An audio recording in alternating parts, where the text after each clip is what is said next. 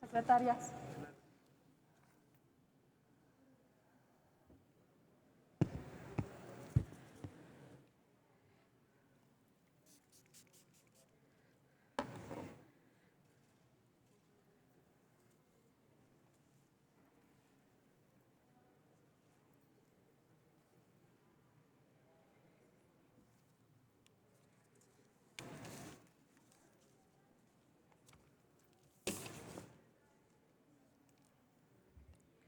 Con el permiso de la mesa, buenos días a todas y todos.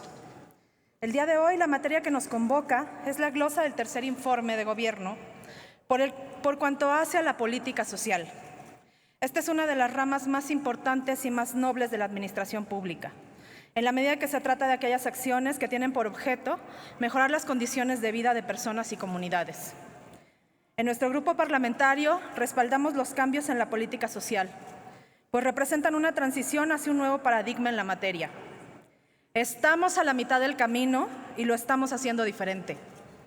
Transitando de las acciones focalizadas que han hecho de los programas sociales una dádiva para los pobres hacia una política pública que dignifica a los derechohabientes y democratiza el ejercicio de sus derechos.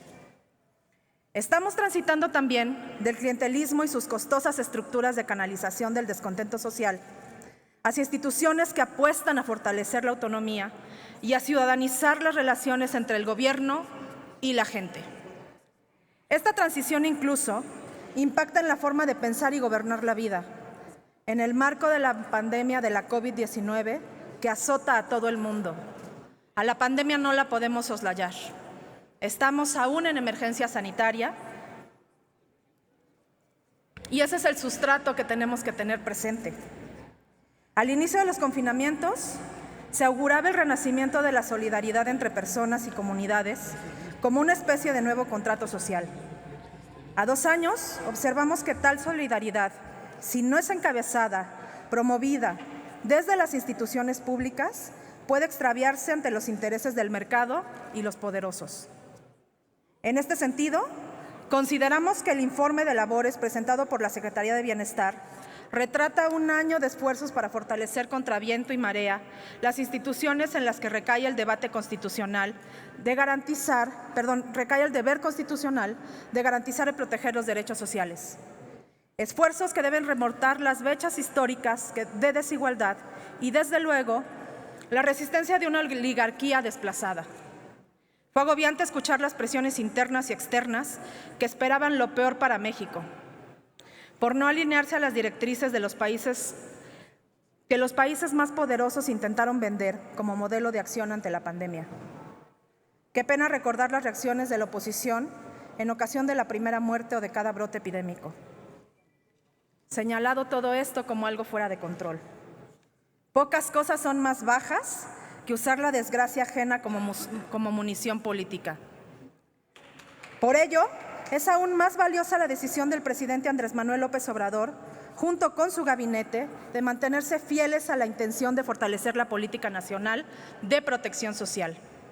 Porque, siendo honestas, a pesar del dolor y la muerte que la pandemia ha acercado a nosotras, al tocar la vida de conocidos y anónimos, nunca llegó el anunciado apocalipsis con los que la oposición atizó el miedo. En esto, mucho tiene que ver la corresponsabilidad de las personas, pero también a que, independientemente de la situación sanitaria, el Gobierno de México ha puesto en el centro de la política pública la procuración de la vida.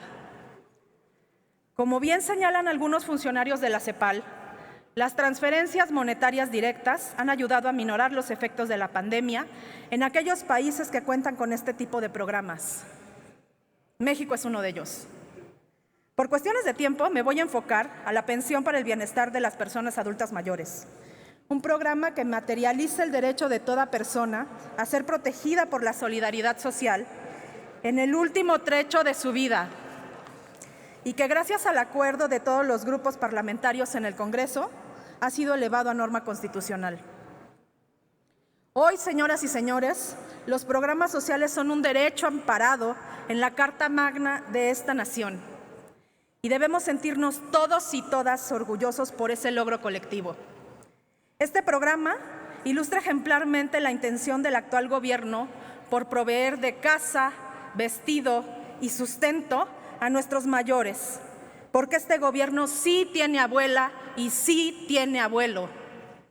Se trata de dotar a las personas en su adultez plena de la posibilidad de contar con medios que les permitan ser autónomos, porque no hay peor dependencia que la que padece quien no puede siquiera procurarse el alimento. No hay empoderamiento, no hay autonomía, si no existen condiciones materiales para elegir libremente sin depender de un abusador o un maltratador. Por tanto, la pensión universal constituye una forma de dignificar el proceso de envejecimiento y hacer justicia a la contribución de las personas adultas mayores desde la política pública. Es devolver la dignidad y justicia a nuestros viejitos, quienes tan generosamente nos han entregado a lo largo de su vida todo su trabajo y su sustento. Por esto, las transferencias juegan un papel relevante en la construcción de un México nuevo. Son solidaridad tangible, les guste o no, son solidaridad tangible más allá del discurso. Permiten a nuestros mayores actuar libremente fuera del condicionamiento de las estructuras de control clientelar de los programas del pasado. Hoy, en el seno de cada hogar y de cada comunidad, donde se toman decisiones sobre el manejo de los recursos que les permitan mantener y reproducir la vida, que estas decisiones contribuyan a devolver la conciencia de comunidad e interdependencia frente a un individualismo y una meritocracia que no tienen sentido en la vida, de aquellos a quienes el azar no les ha dado ninguna oportunidad. Quienes acompañamos y respaldamos el proyecto de nación que hoy es gobierno, suscribimos las acciones que procuran la vida, que van más allá de mínimos vitales, porque necesitamos que llegue a ser una buena vida para todos. Nosotras nos inscribimos en la utopía de la vida y para ello estamos y seguimos haciendo las cosas diferentes. Es cuanto, señor presidente.